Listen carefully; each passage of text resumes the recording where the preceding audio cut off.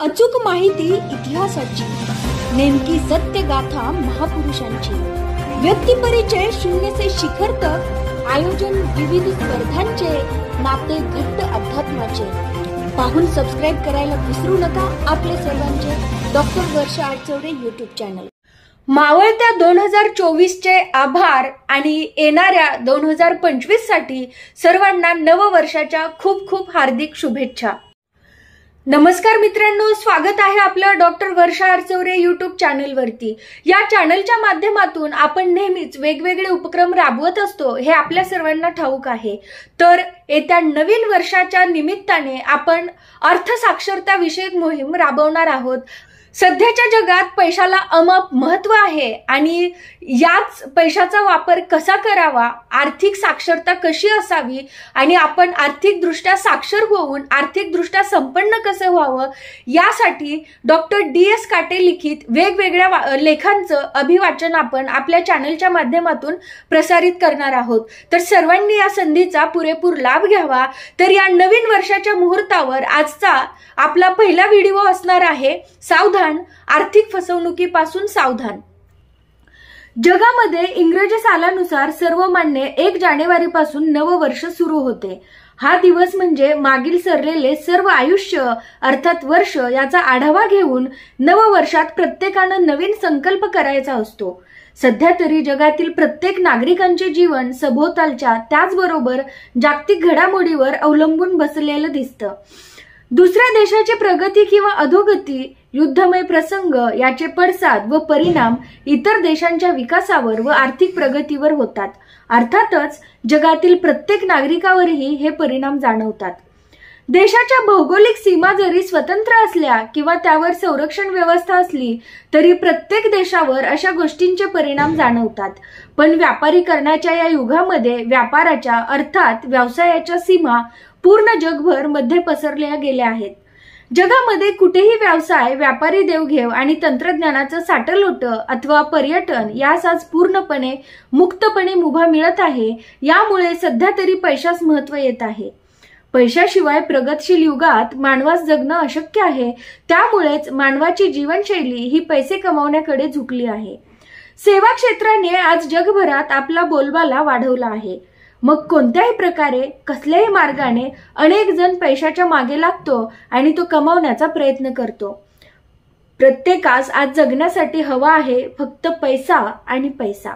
मग या नादात काही फसवणुकीचे प्रकार अथवा घोटाळे अथवा अवैध मार्गाने संपत्ती जमवणे असले प्रकार दररोज आपल्याला माध्यमांद्वारे समजतात। प्रत्येक जणाला कमी श्रमामध्ये अर्थात कमी कष्टामध्ये जास्त पैसा हवा असतो, पण पैसा हा पैशाच्याच नियमाने वाढतो। आपण कितीही कष्ट केले किंवा बुद्धीने पैसा कमवण्याचा प्रयत्न केला तरी पैशाचा मार्ग किंवा पैशाचं गुपित हे फक्त पैशालाच माहिती असतं। तो त्याचं गुपितानुसारच, त्याचं गुढानुसारच चालतो।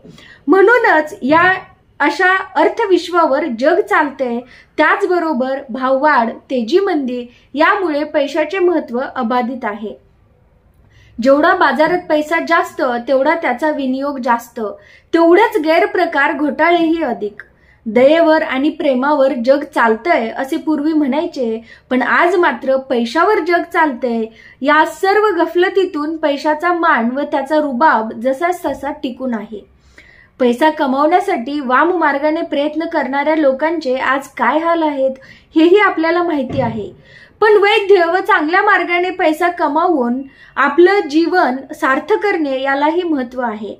सध्या तर पैशाचा गंडा घालणाऱ्या आणि फसवणूक करणाऱ्या अनेक कंपन्या, अनेक योजना सर्वत्र दिसतात। आपण नववर्षात या फसवणुकीपासून, फालतू व खोट्या प्रलोभनाला बळी न पडता पैशाचा योग्य प्रकारे वापर करावा। त्याचबरोबर तो सद्मार्गाने कमवावा असे मला वाटते। त्यासाठी आपण खालील सावधानता बाळगावी। ऑनलाईन लिंक पाठवून आपला नंबर लागलेला आहे। आपण भाग्यवान आहात, त्यामुळेच असे एवढे मोठे बक्षीस आपल्याला मिळालेले आहे। या योजनेचा आपल्याला फायदा घ्यायचा असल्यास सुरुवातीला काही रक्कम भरा असे प्रलोभन दाखवून मनुष्याला लुटले जाते। अशा खोट्या लिंकपासून सावध राहावे। सध्या शेअर ट्रेडिंगचे दिवस चांगले आहेत।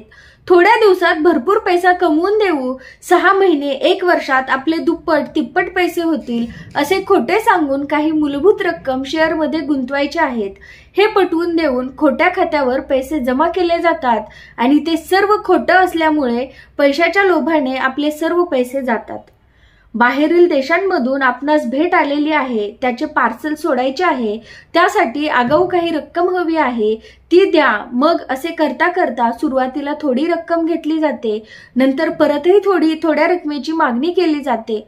माणसाचे पैसे गुंतल्यानंतर पुढच्या आशेने माणूस पैसे टाकत जातो, पण हे सर्व नकली असतं, खोटं असतं. हे पैसे गेल्यानंतर मनुष्यात समजतं. सार्वजनिक माध्यमावर महिला व मुलींच्या नावाने खोटे खाते उघडून हनी ट्रॅपच्या माध्यमातून प्रेमात ओढलं जातं. मग पैशाची मागणी केली जाते. मनुष्यही ब्लॅकमेलिंगच्या भीतीने पैसे टाकत राहतो. ह्यापासूनही सावध राहावे. जादा व्याजदर देण्याच्या घोषणा केल्या जातात. काही पतसंस्था व छोट्या बँका असा वेगवेगळा प्रचार करून गुंतवणूकदाराला आकर्षित करतात आणि नंतर मोठी रक्कम झाल्यानंतर आर्थिक घोटाळ्यांनी त्या बँका पतसंस्था बंद पडल्याच्या आपण घटना सर्वत्र पाहतोय. पाऊस पडणाऱ्या, भरपूर पैसा देणाऱ्या अशा कोणत्याही योजना जगात नसतात. त्यामुळे अशा योजनापासून सावधान. खात्रीलायक चांगल्या बँका, पतसंस्था, व्याज देणाऱ्या संस्था अशाची पडताळणी करूनच गुंतवणूक करावी. जगात सर्वात जास्त बोलबाला आहे तो क्रिप्टोकरन्सी म्हणजेच आभासी चलन याचा. लाखो रुपये आपल्याला महिन्याभरात कमवून देण्याची लालसा निर्माण झालेली असते. दिवसेंदिवस आपल्याला ऑनलाईन याची किंमत वाढताना दिसते. मग मनुष्य क्रिप्टोकरन्सीचे वेगवेगळे ॲप डाउनलोड करून त्यावर खाते उघडतो व पैसे टाकत राहतो. पण भारतामध्ये आभासी गुंतवणुकीस कोणताही कायदेशीर आधार नाही. त्यामुळे हे पैसे आजच आपण टांगणीला लागलेले आहेत असे समजूया. बाजार साखळी बनवणाऱ्या अनेक कंपन्या आपले उत्पादन खपवतात. मुख्यतः ह्या कंपन्या परदेशीच असतात.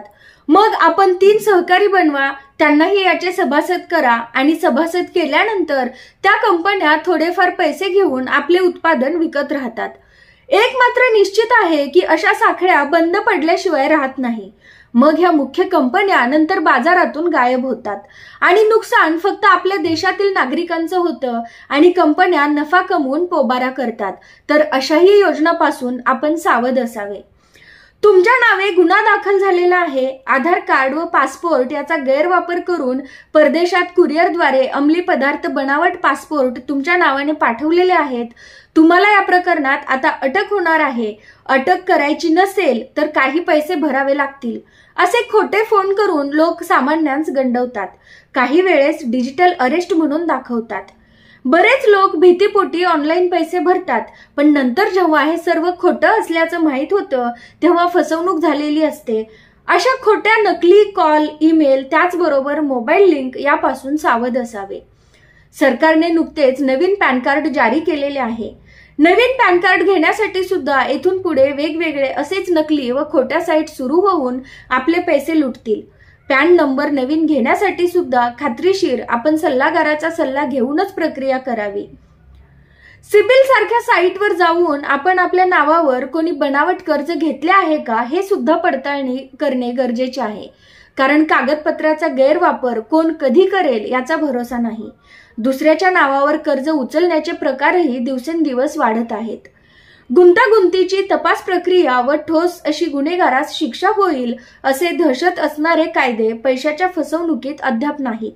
एक लक्षात असू द्या, फसवणूक झालेला पैसा म्हणजे फुग्यातून सुटून गेलेली हवा. परत तीच हवा त्या फुटलेल्या फुग्यामध्ये कधीच येऊ शकत नाही.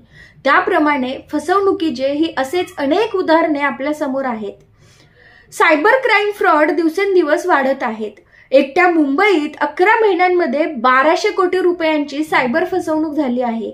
यावरून भयानक आकडेवारी दिसून येईल. बँक व इतर जागेवर आपण आधार कार्ड त्याचबरोबर पॅन कार्ड याची सर्व माहिती देतो.